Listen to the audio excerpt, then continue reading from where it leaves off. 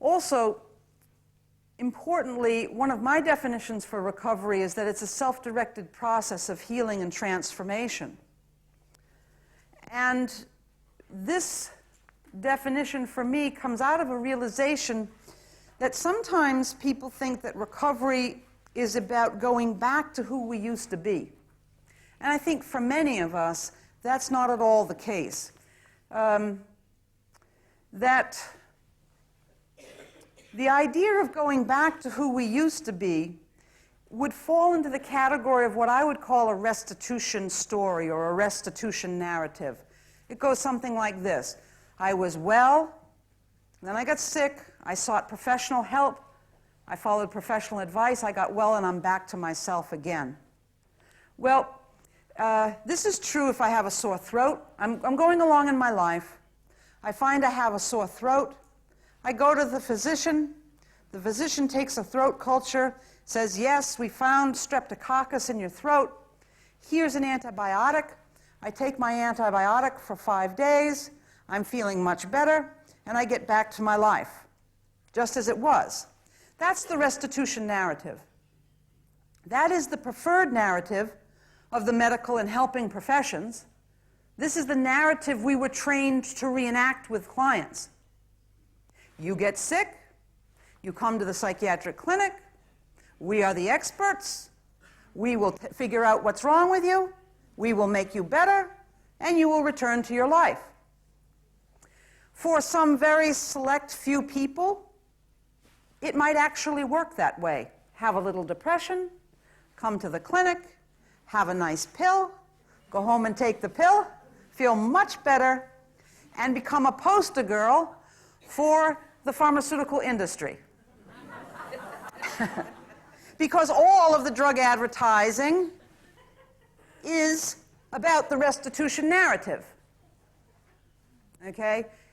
This is the preferred narrative of the medical professions and the pharmaceuticals. One of the things that they call us, besides ex-patients or whatever in the United States, is they call us consumers. And we got to wondering what would happen. Why is being a consumer important in a capitalistic society? Because they want to pretend that we're purchasing services and that they have a service and a customer mentality, which of course they don't. For me, being a real consumer means that if I go into the grocery store, there's 10 different kinds of cereal, and I choose which type I want to buy. And that's not how mental health services work at all. So we have always felt that this term consumer was silly. That it's not a service-based industry aiming to please its customers. Indeed, it wasn't. But we began to wonder what would happen if instead of money flowing from the government to programs, okay, what if the money flowed from the government to individual consumers, special bank accounts that are set up in a fiscally responsible way, so that we, instead of going to programs to receive service, we use our spending power to purchase services. There's nothing special about our needs. Our needs are the same as yours. Our needs are to live quality lives, lives of high purpose and meaning, lives with the opportunity to contribute to our society, to our fellow humans, to make something of ourselves in this world through opportunity and passionate commitment to our vocations. We're the same as you. One of the things that I challenged people in Oslo to think about is to look at what we offer people with disabilities. We offer people with disabilities much too often special placements to meet their special needs. Okay? And so often, if you're offering me special services in special segregated places, like a long-term care facility, a chronic care facility. I don't know what they're called here. In the United States, they're called nursing homes. They're called mental institutions, these long-term care facilities, or even in the community, long-term day treatment, long-term lifetime enrollment in the Fountain House Club, okay, for the rest of your life, membership. You live out your life in a landscape that's not really real. So you're really surrounded and almost caught in this... A cocoon. Yeah. They're caught in a cocoon. And what people are doing is taking apart the cocoon. And they're saying, no, I'm not going to come to pottery class here at Day Treatment Center. I'll go down to the local university and take a course with my peers in an integrated setting, and get my interest in artistry and pottery taken care of there. And so that people are seeking out, rather than going for nutritional service with a professional, they're going to the local diet club, Weight Watchers, or whatever the diet thing is they might want to try. Because what people also say that every time you make a special offer to a certain group of people, you're also saying that you are too strange to be together with ordinary people. Yes. We have to make a special offer just for you. Yeah, so yeah. we will kick you out of any normal things. That's right. And we just consider that straight out segregation based on disability. And that this idea of segregation is as unacceptable for disability as it is around race. In the United States, we have a history of racially segregated schools, racially segregated services, etc. And we don't want segregation on any level. When people say, well, I can offer you something for your special needs here, a nursing home for you. Your needs are so special, and I've got a special place for you, a nursing home. And people with disabilities, we say, we don't want what you're offering, we want what you've got. You've got a home. You're offering me a nursing home. I don't want it. I want a home like you've got. May I have that, please? You're a person with special needs, and I have special services to serve you. So, let me provide you with 24-hour-a-day staffing in the group home. I don't want what you're offering, I want what you've got. Family, community, friendship, affiliation, people who love me, people that I love. Not 24-hour staffing. When you live a life, when you live out a life in a human services landscape, where the only people who are with you are people who are paid to be with you, it starts to get to you after a while. Okay? Staff, as professionals, we're trained in all kinds of things around professional boundaries, right? So should we really give our phone number to the client? If the client offers us a Christmas gift, should we take it? This gives you a feel. These are very important debates within our profession. And there are very firm rules about this stuff. Okay? And that if we're trying to live out a life in this landscape, it's a landscape where there is not true mutuality in many respects. And so I think when I talk about handicaptivity, this is what I mean. That in mental health, we have lowered the bar so low of quality that what we do is when we want to measure the effectiveness of mental health programs, we go around and ask people, are you satisfied with your services? And people say, yes, yes, yes, no, no, yes, yes. And that's how we measure satisfaction, client satisfaction. Why are we measuring people's satisfaction with the services? Why aren't we measuring their satisfaction with their own lives, when their lives are compared to the quality of the lives of other adults in the community? That's the standard. The standard is in how other people in the community are living lives of quality, and how I feel my life reflects that quality. So we can't be satisfied with keeping the level at simply mere satisfaction with services. I believe that present public policy, whether it be in Denmark or the United States, present public policy inadvertently supports lives that are lost to programs and rules and to the substitution of human services and human service programs for real lives of high purpose. We have set the bar too low. We need to raise the level of expectation. And so the other thing that people are doing with their money are very practical things, because part of living with a disability in the United States means living below the poverty level and not having the access to the same kinds of privilege and opportunities that other people have. And what we find is that people are doing things like, if the engine on their car needs to be fixed, and the car's been broken for 3 years, they're using their government money to get the car repaired.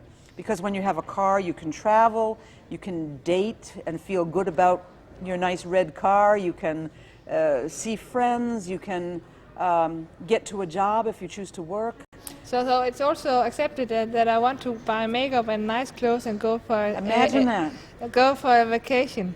That makes me happy. And of course, some of the government officials, oh, what shall we do if they buy a television? And we're like, maybe they'd like to buy a DVD too, to play you on the television. I mean, what's the big deal? We need to raise the level of expectation. We are spending millions and millions and millions and millions of marks and dollars and krona. I mean, just we are spending a lot of money, a lot of the public's money. And I believe that more money is not necessarily the answer. A whole new approach to understanding what's needed is required as we move into the future. And this new approach will be based on a new set of what constitutes quality. We are not going to measure lives lived out in a human service landscape in handicaptivity, asking people merely about their level of satisfaction with services. But rather, we need to begin thinking in terms of people, how many friends do you have? What I'm getting at here is a very important point. Currently, we say, well, we're using tax money, we're using public funds to support services that keep people entrapped in a type of social service landscape which eludes the real possibility of living life in the integrated community. People want the same things other people want. And entertainment, staying busy, getting your driver's license and driving a car, all can be powerful motivators in the recovery process. It's all about becoming a part of the community with a life that's indistinguishable from other folks' lives. So the freedom of choice is very important in the recovery process. Freedom of choice is central. Because choice is elemental to self-determination and the pursuit of freedom and the pursuit of being able to live one's dreams and also to contribute back to the culture. I think that this idea, one of the things we always hated about the word consumer is it conjures up the image of a great big mouth consuming. Yeah. And we always felt like, well, we can give something back too. Like most other people, we feel we have something to contribute in this life, and very much are interested in doing that. So the initial studies are very interesting as we look at this self-determination. It's working for people with developmental disabilities, it's working for people with physical and sensory disabilities, and people with various types of closed head injury, and we feel it has a strong future for those of us with psych disabilities too. And there are 5 principles in the notion of self-determination, and that these principles should become the guideposts for services to help people become self-determining, and that will also mean people will recover. Freedom is the first principle. Freedom is the opportunity to choose where and with whom one lives, as well as how one organizes all important aspects of one's life, with freely chosen assistance as needed.